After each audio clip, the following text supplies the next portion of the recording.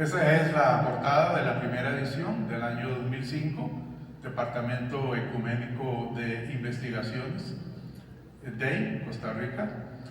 Esas son tres portadas: la segunda de Costa Rica, la de las manitas, la del árbol de la vida, la edición mexicana, y la del centro, que es la portada de la primera edición colombiana, que gestionó, desde luego no podía ser de otra forma, Lidia Solano en el año 2009, y en este momento está por sacar la segunda edición colombiana del libro, ahora con el título Economías para la Vida, porque como ella me decía, bueno, ya han pasado 20 años, ya quitémosle el Asia, una economía para la vida, porque de alguna manera sí ha permeado, ha calado esta obra que en gran medida recoge el pensamiento de Hinkelhammer durante toda su vida, y estuve inmediatamente de acuerdo en que precisamente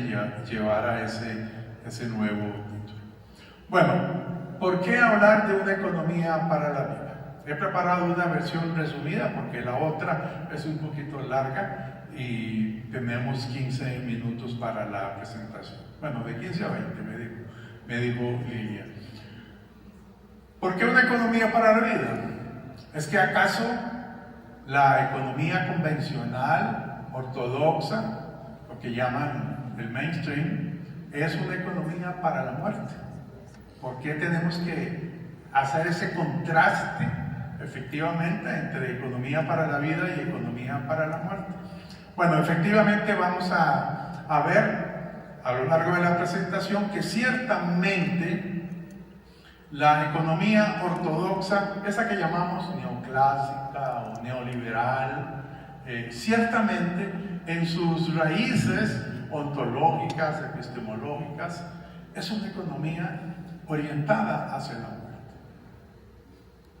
muerte. Había pensado en traer cifras que todos conocemos sobre los cientos de miles de niñas y niños, por ejemplo, que mueren anualmente por enfermedades prevenibles, o los cientos de personas, miles de personas que mueren posiblemente de frío en las aceras de ciudades septentrionales, o los miles de mineros que mueren todos los años sepultados en una mina, posiblemente de carbón.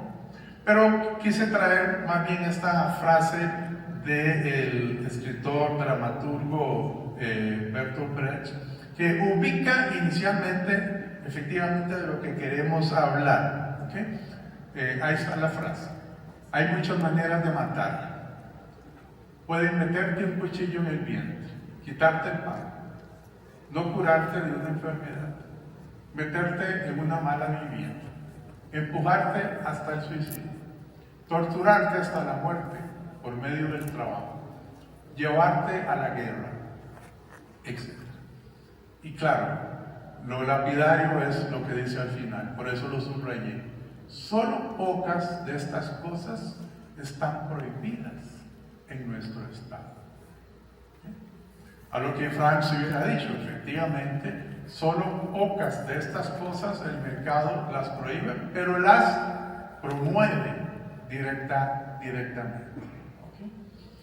El mismo Brecht posiblemente murió en una forma no permitida, porque se sospecha que fue asesinado mientras estaba en reposo por la antigua policía secreta de Alemania Oriental. Bueno, y en lugar de muchas cifras que bien conocemos sobre la cantidad de muertes prevenibles, como por ejemplo por las causas que menciona Brecht en esta cita, o muchas otras más, he sacado esta porque es de un libro de texto de economía, y no de cualquier libro de texto, sino del libro de texto de Paul Samuelson. Paul Samuelson fue el que construyó durante la segunda mitad del siglo XX la manera de hacer introducción a la economía. O sea, todos los manuales de texto de economía de la segunda mitad del siglo XX se construyeron a la luz de lo que del libro inicial de Samuelson, economista estadounidense, premio Nobel, y que falleció hace unos 10 o 12 años. Él pone en su libro esta cita de una autora que escribió sobre la gran hambruna de Irlanda entre 1845 y 1849. Bueno, hambrunas de este tipo han habido muchas más. Amartya Sen, por ejemplo, estudia muchas para el caso de la India. Pero en esta cita decía Samuelson en ese entonces, Cecil Woodman Smith relata los detalles increíbles de cómo un gobierno victoriano basado en el laissez-faire dejó a millones de niños, mujeres y hombres irlandeses morir literalmente de hambre cuando un hongo destruyó la cosecha de patatas. Esta es de la edición segunda en español, novena en inglés, del año 76. Busqué la cita en ediciones más recientes del libro y ya no aparece. La sacaron. No sé por qué, no me atrevería a decir por qué, pero ya la cita no existe. Un gobierno victoriano inspirado en el laissez-faire, o sea, en el libre mercado, deja morir literalmente, como así sucedió en la Irlanda de esa época, a millones de personas. Y eso ha ocurrido muchas veces más. Irlanda pues tiene la peculiaridad de que todo un libro se escribió sobre eso, pero ha ocurrido muchas veces más. Ok, esta cita es del padre de la economía política, Adam Smith. Obviamente es un libro viejo, 1776. Y la frase refleja una todavía mala teoría económica con respecto a lo que luego sería la forma en que Malthus y Ricardo desarrollaron la teoría del salario y la teoría demográfica. Pero aún así, la cita es impactante porque refleja el pensamiento de la economía política a finales del siglo XVIII y refleja la realidad del capitalismo salvaje de aquel entonces. Luego veremos que esta misma frase, con palabras más académicas, vuelve a aparecer continuamente en los textos y tratados de economía. No sé si ya la leyeron, pero leámosla rápidamente. Es una frase impactante. Hasta cínica nos puede parecer, pero decía Francia, no es hipócrita porque relata crudamente la verdad del capitalismo de aquel entonces. Una sociedad civil solo entre las gentes de inferior clase del pueblo puede la escasez de alimentos poner límite a la multiplicación de la especie humana, y esto no puede verificarse de otro modo que destruyendo aquella escasez una gran parte de los hijos que producen sus fecundos matrimonios. Así es como la escasez de hombres al modo de las mercaderías regula necesariamente la producción de la especie humana. La aviva cuando va lenta y la contiene cuando se aviva demasiado. Esta misma demanda de hombres o solicitud de trabajo es la que regula y determina el estado de propagación en el orden civil en todos los países del mundo. Eso escribía Adam Smith, 1776. Repito, si lo analizamos desde la óptica de la teoría económica, pues es una teoría defectuosa, pero sí refleja adecuadamente lo que pasaba en aquel entonces. Y esta frase dice lo mismo, y es de 1981, de Friedrich Hayek. Dice lo mismo: una sociedad libre requiere de ciertas morales que en última instancia se reducen a la manutención de vidas.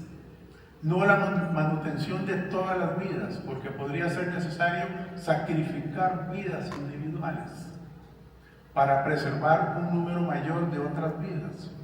Por lo tanto, las únicas reglas morales son las que llevan al cálculo de vidas, dice Hayek, la propiedad y el contrato. Los principios básicos, según él, de la economía de mercado, la propiedad y el contrato. Entrevista en el Mercurio, abril de 1981. Cálculo de vidas o cálculo de muertes. ¿De qué está hablando aquí realmente Hayek? De forma que podríamos decir, resumiendo a estos dos autores, que el pensamiento económico ortodoxo, ese que todavía enseñamos, bueno, yo no, pero enseñamos en las universidades, ciertamente se inspira en la frase, ya no solamente laissez-faire, laissez-passer, laissez mourir, dejar morir. El mercado quizás no mata directamente, pero sí deja morir en el altar del mercado a millones de seres humanos todos los años. Y vean esta otra frase de Hayek, años después, 2015. Peor todavía, al igual de los ancestros que habitaban cavernas, el hombre contemporáneo debe aceptar el control demográfico tradicional, hambrunas, pestes, mortalidad infantil, etc. Entonces no sorprende para nada la conclusión que Hayek había sacado en 1981, con sus dos reglas fundamentales que hay que respetar: propiedad privada y libertad de contratos. ¿Sí? Claro, luego Hayek va a convertir esta ética funcional del mercado realmente en una religión del mercado. Esta religión del mercado, que es la religión del neoliberalismo, y fue profusamente estudiada por Franks toda su vida, pero especialmente durante sus últimos 10 años. Volvamos a Paul Samuelson. En esta frase ya es de uno de sus libros más recientes, que escribe con otro economista norteamericano, Nordaus. Los bienes siguen a los votos monetarios y no a las mayores necesidades. Es posible que el gato de un rico esté recibiendo la leche que necesita un niño pobre para estar sano. ¿Se debe eso a que el mercado funciona mal? En absoluto, pues el mecanismo del mercado cumple con su tarea, que es poner los bienes en manos de quienes tienen los votos monetarios.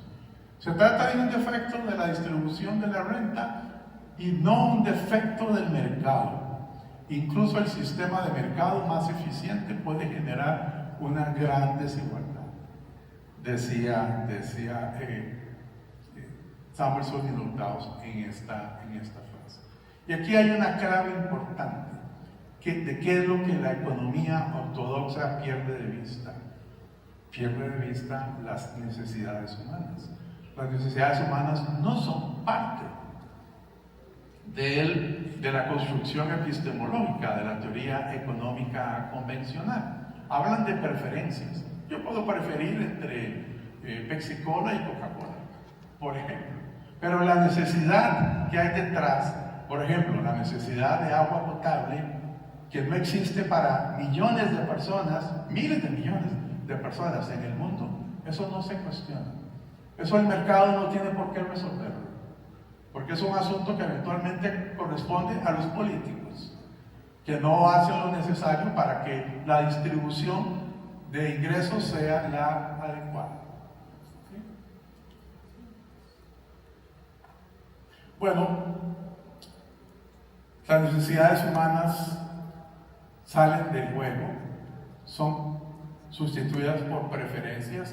La corporeidad concreta desaparece, es sustituida por una corporalidad abstracta. Los juicios científicos se reducen a un tipo de juicios nada más, juicios de tipo medio-fin. Los juicios de tipo vida-muerte desaparecen, no están presentes. Y todas estas abstracciones efectivamente promueven la muerte. A diferencia, una economía para la vida se ocupa de las condiciones materiales que hacen posible la vida real. Y por tanto, sí tiene que preocuparse de la satisfacción de las necesidades y del goce de todas y de todos. En estas últimas diapositivas yo hice un contraste entre varios aspectos de la economía ortodoxa y la economía para la vida. Obviamente no hay tiempo, pero por ejemplo, el ámbito de la economía dominante, bien sabemos cuál es: la crematística, el intercambio, la riqueza, la acumulación. En cambio, lo económico para una economía para la vida son las condiciones materiales que hacen posible la producción y reproducción de la vida real. La antropología de la economía de la muerte es el homo económicos, calculador de sus propios intereses. La antropología de una economía para la vida es el sujeto humano necesitado, que aunque sepa que está en una jaula de acero, como decía Weber, siempre mantiene viva la llama de la rebelión. Ser humano viviente, natural, corporal, necesitado y con necesidades. La ontología de una economía para la muerte, el individualismo, atomismo, una sociedad, entre comillas, conformada por individuos aislados que socializan únicamente por la intercambiabilidad. La ontología de una economía para la vida: somos seres sociales, a la vez individuales, pero nuestra individualidad siempre se desarrolla en comunidad y tiene una base común, la división social del trabajo.